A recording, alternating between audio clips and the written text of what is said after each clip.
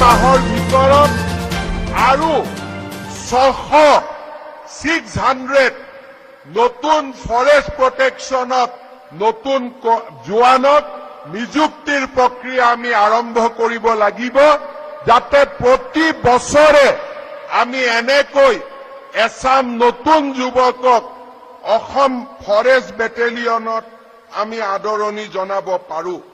অহা ফেব্ৰুৱাৰী মাহৰ ভিতৰত আৰু 600 নতুন ফৰেষ্ট প্ৰটেকশ্যনত নতুন জোৱানক নিযুক্তিৰ প্ৰক্ৰিয়া আমি আৰম্ভ কৰিব লাগিব, যাতে প্ৰতি বছৰে আমি এনেকৈ এছাম নতুন যুৱকক অসম ফৰেষ্ট বেটেলিয়নত আমি আদৰণি জনাব পাৰো।